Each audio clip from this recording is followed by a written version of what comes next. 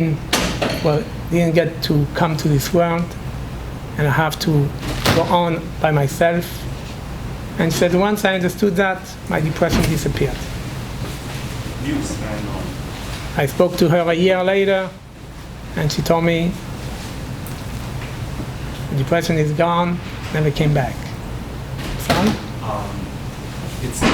My question is not as much of the medicines being efficient, but the ceremonies that surround it. Some of them. Yes, I understand. I'm going to come to that. Okay. So where does such knowledge come from? If this is not kishuf, so where is it coming from? So my understanding is that what psychedelics do to a person, they mechavek the kesher that exists between the nefesh and the neshama. You know that the neshama of a person is really divided into three parts: nefesh, ruach, and neshama. The nefesh is what gives the body the power to act, to move, to function. The ruach, the part of the neshama that allows emotions, and neshama is a part that gives a person seichel, power to think, power to decide. David HaMelech said in Tehillim, the nafshi yaidas me'oid. The neshama of the person knows everything that ever happened. There's no limit to the knowledge that's stored in the neshama. Rav Dessler, really, the Makor of Rav Dessler is in the Zohar, but Rav Dessler explains that the role of the brain is really not to allow a person to think. That is a chelek of the neshama. The brain is here to filter all the knowledge that is stored in the neshama. Because if a person would be aware of everything that is stored in the neshama, there would not be room for bechira. Because Rebbeinu Shalom wanted a person to have bechira, there had to be a way to limit the knowledge that reaches the conscious mind. That's the role of the brain. In a psychedelic session, the neshama, which is up high, gets more connected with the nefesh, which is connected to the human body. And therefore, a lot of knowledge that normally is hidden from us because it's stored in the neshama only, is able to cascade down all the way to the nefesh, all the way to the mind, and the person sees it in the vision. It's a little bit the same as a chaloim. The chaloim, a true dream, is a dream that's really coming down from the neshama. When a person sleeps, the neshama separates from the guf and goes up in shamayim and has access to all kind of ideas, and this trickles down all the way to the person in the form of a dream. And it's the same thing, the same process in psychedelics. People ask,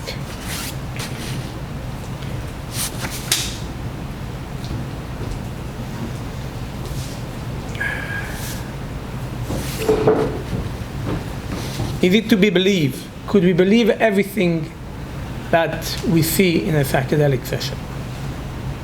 Psychedelics is not different than dreams. The Gemara says, "Ein chaloim belidvon beteilim."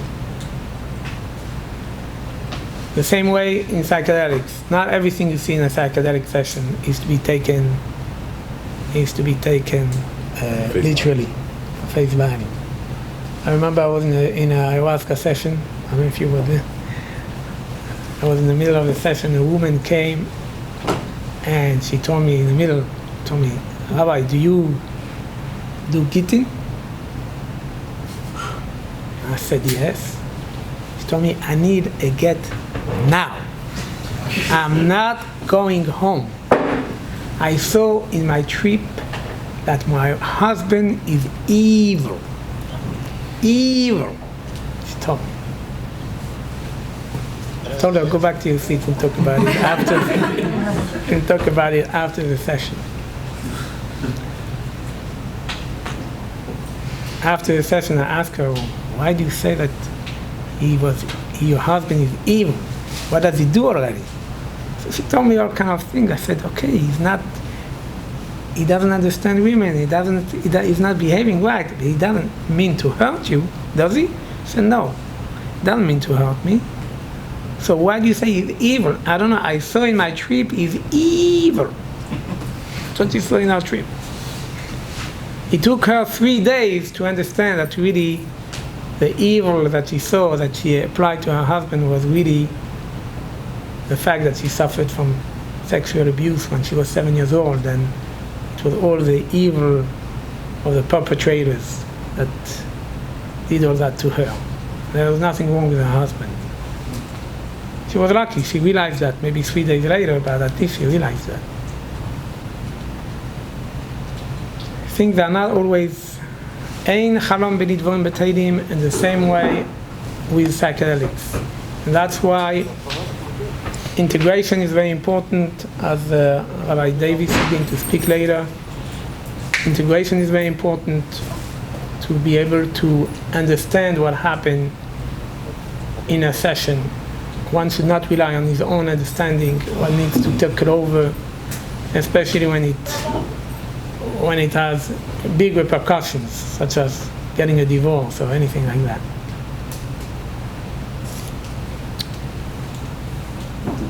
So the knowledge that comes through psychedelics has nothing to do with kishuf.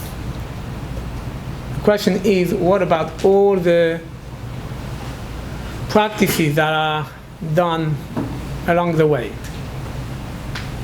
And I think there's big differences between psychedelics.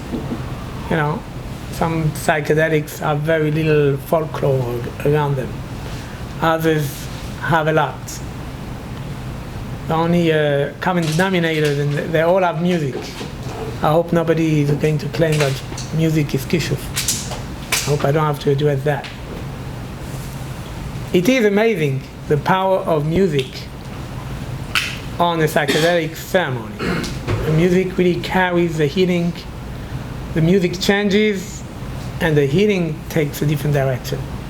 The music stops and the healing comes to a halt for many people. How do you understand that? I really can't explain it, but I know that's the teva. At the teva of music, you find in Chazal,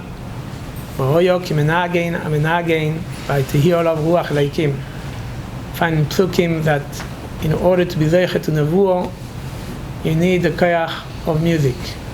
How does that work? I don't know either, but that's a fact.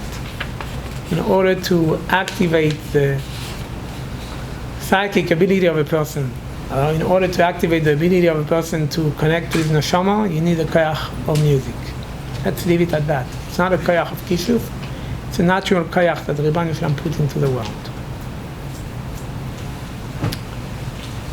What needs to be addressed is not so much kishuf. I don't think there is any kishuf in a psychedelic session. What might be is avodah zarah. I need to explain.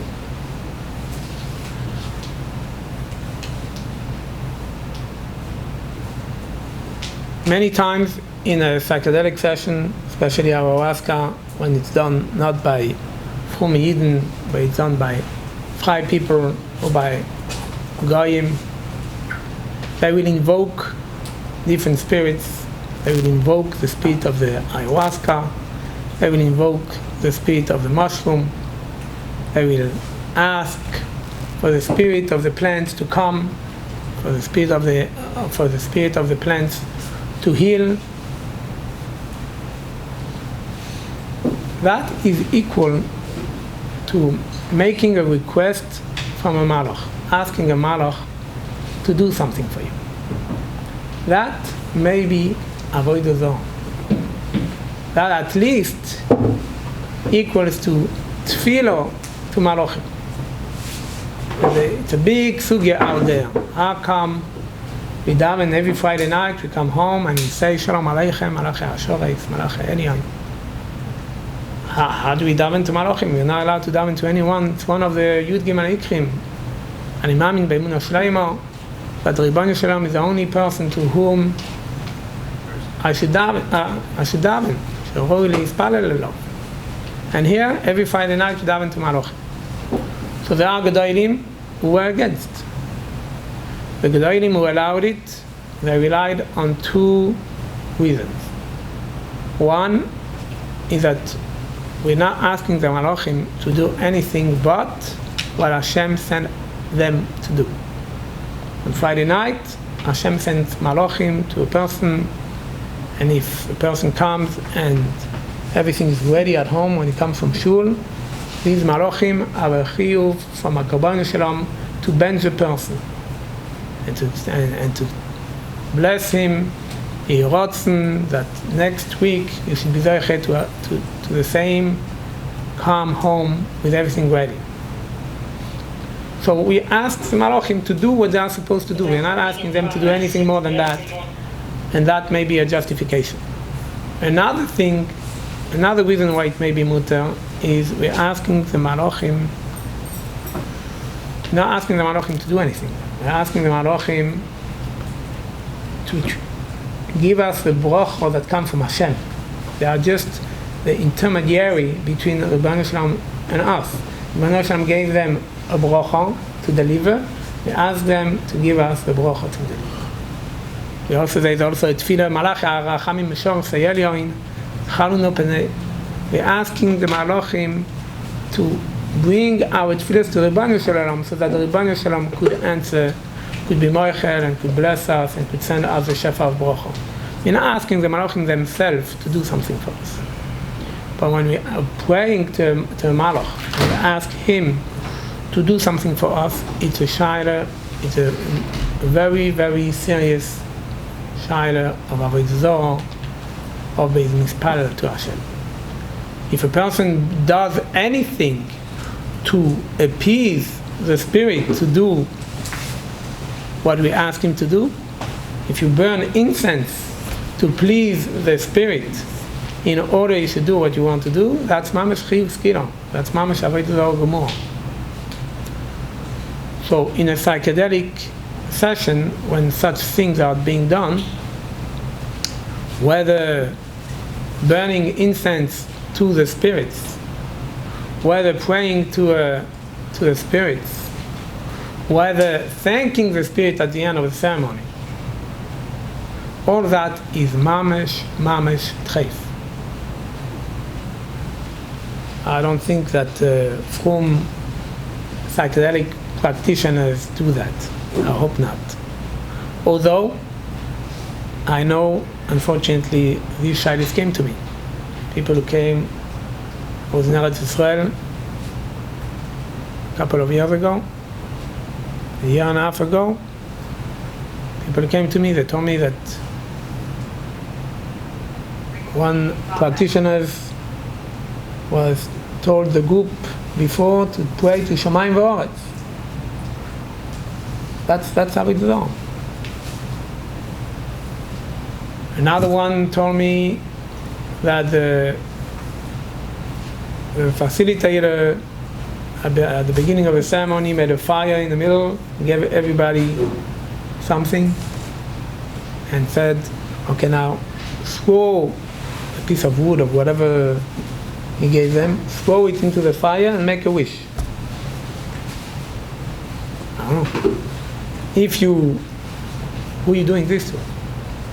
If you're addressing the fire, it's avodah zarah to fire. You're bringing a carbon, you're burning a piece of wood to the fire, it's avodah zarah mamash. If you make the wish to Hashem, and you throw this piece of wood as a carbon to Hashem, it's shchutei chutz. Not allowed to bring a carbon outside of Beis Mikdash. So I don't think there's any concern of kishuf in ayahuasca or other psychedelics, but there is true concern of avodah zarah. You have to be very careful. When a person joins a group ceremony, a person goes to to Peru or to Florida, and he does psychedelic among Goyim. The Goyim are doing what they are doing. So you're not causing anything. If the person is going to pray to his spirit, that's his business. I'm not very pleased about it, and if a person could find 100% kosher ceremony, he has a chiyuv to do that. And Baruch Hashem, nowadays there's more and more good places to do psychedelics. One doesn't need to run to some churches in Florida or some tribe in Peru to do psychedelics. But if a person does a private ceremony with some shaman from wherever, and this shaman is going to pray to his spirit, then there is a real concern of lifnei iver l'sit al mirsham, because you are really causing this to happen. If not for you hiring this shaman, he will not pray to his spirit tonight. But because you hired him and you're the only one there, so he's doing what he's doing because of you. It's a real concern of lifnei iver l'sit al mirsham. These are things that a person should keep in mind. Lifnei iver to a guy also. That the lifnei iver to a guy, if it's one of the mitzvahs that the guy is obligated to keep. If you give a ever menachai to a guy, you're ever lifnei iver. If you push the guy to do avodah zarah, it's lifnei iver or avodah zarah.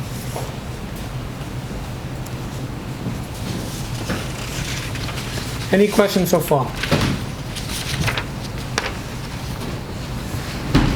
If somebody would want to invoke protective power of the Malachim and say, B'Shem Ela, Shem Elokei Yisrael, Memini Michael, B'Smeni Gabriel, imagine the Malachim, they're protecting him.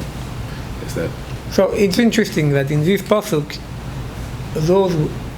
that tefillah, Memini Michael, B'Smeni Gabriel, Milfana Yuriel, Ma'achai Rafael,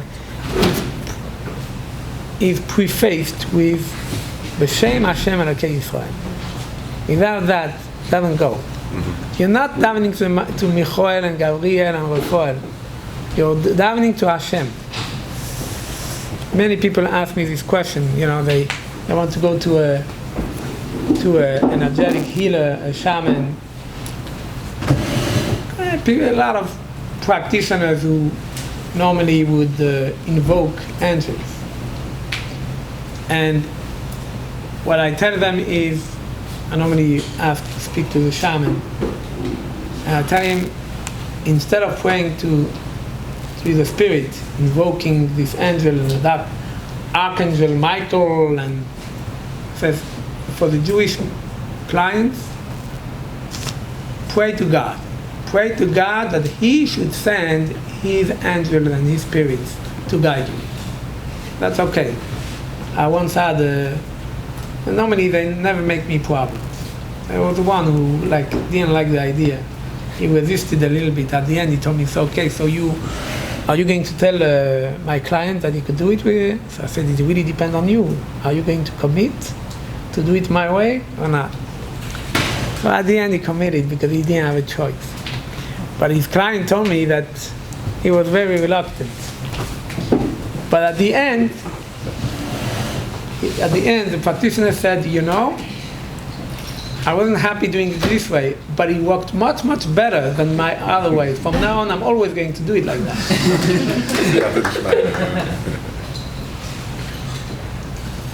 So you have to be careful. Some people... I'm reading the question over here. There's a question that I didn't understand. Does the Torah believe that these are separate entities, or are they just part of the subconscious? I don't know what the question is referring to. If somebody could explain, I'll be happy to try to answer. If not, I'm skipping. I think they're referring to when you take DMT and you can see different kind of, I mean, you're taking DMT, but different entities, different kind of alien-looking people. Is there any reality to what they're seeing? I think I addressed this already. Ein chalom b'nei dvarim v'teilim. Even true dreams, the Gemara says, even a true dream does not contain some parts that are not true. And the same thing is true for psychedelics. There's always parts that are not true. Sometimes the entire trip could be Narishkeit, could be just no shaykhus to the healing that's really taking place under the work. There's two levels. There's a healing that takes place, and there is a vision that is just random. Sometimes it's half and half. Sometimes it's 90% true and 10% not true. But yes. There's a consistent recurrence from many people in many places that see certain beings or spirits, and they might be similar from different experiences. And so if it was just Dvarim B'Telem, then it's not likely that other people would have the same ones, the same Dvarim B'Telem. So if there are entities out there... But it could be that the neshama creates, or the koyach hamedame is more or less the same by all people. Could be. Okay. It's very hard to answer this question. I mean, we believe that there are ruchos, we believe that there are malachim, we believe that there are shadim, and these could appear to a person even when he's awake, and kol shekain when he's in a dream state. Could we entertain the tzad, that if we're connecting to the neshama, maybe we're able to get into the Olam HaMalachim and interact with him? Is that possible? It's possible. Everything is possible. People experience. But at the same time, it's possible. You can't say this is what it is. I saw a being that was, 100 times higher than the and with 24 wings and this. Oh, it must be true. There are such entities. I wouldn't go so far. There's some people that will say that you shouldn't do psychedelics for a spiritual growth because even if it helps for Avodas Hashem, it's a shortcut. It's a Sitra Achra shortcut. I don't agree with that. If it's a shortcut, grab it. That's right. And I'm not the one who says it.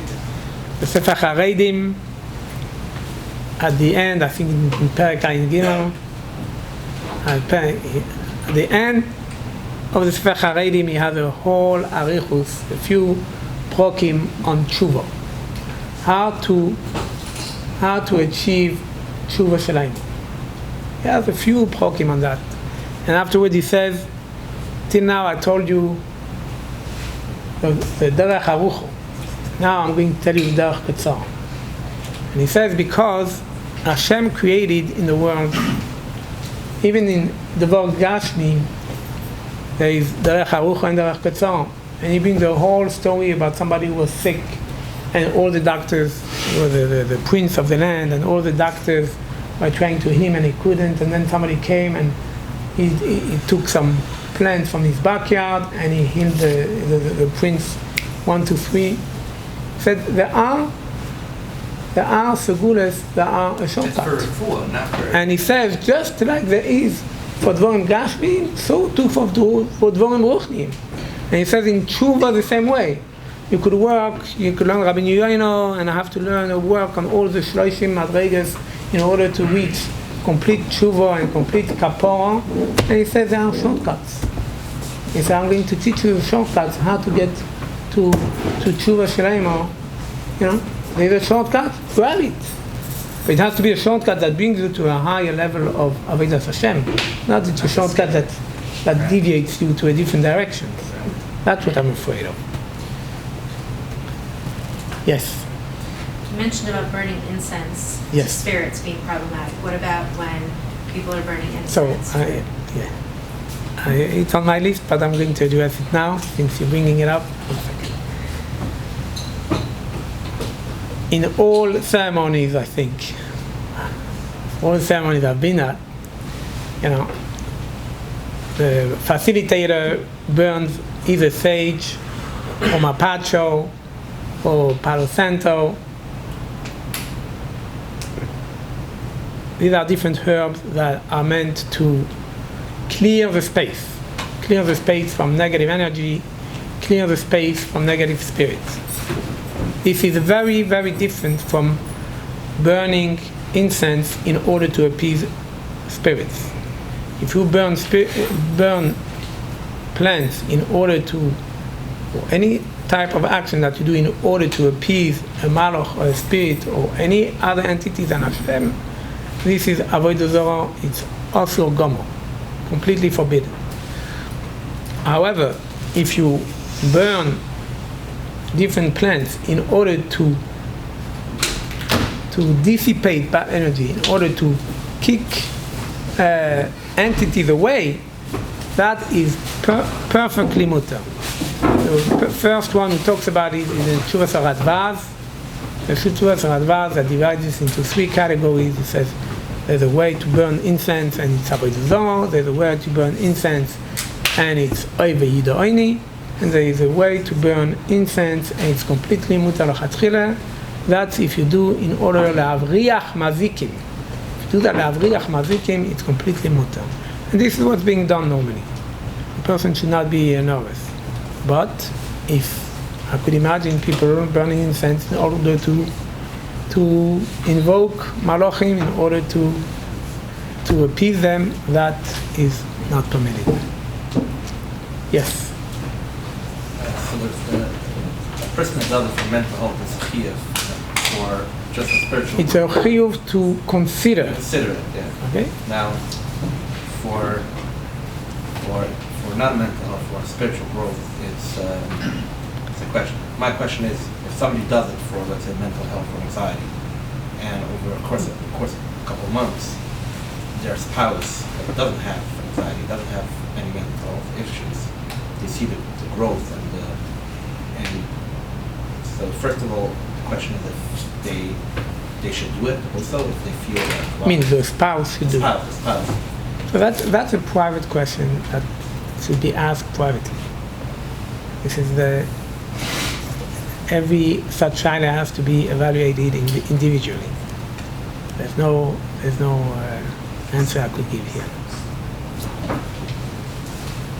Another thing I want to address, very important, in psychedelics have two major effects on a person. Psychedelics heal, or rather psychedelic could heal. Psychedelics could teach. They could show a person about himself, about life, about his struggles, why did it have to happen, what a person has to do in order to get out of it, insights, knowledge, understanding. That's the teaching part of psychedelics. Everything has to be taken with a grain of salt, and that's where integration is so important. Not so much for the healing part. When a person gets healed through the ceremony, gets healed. You don't need integration for that. It's more the teaching part that needs integration.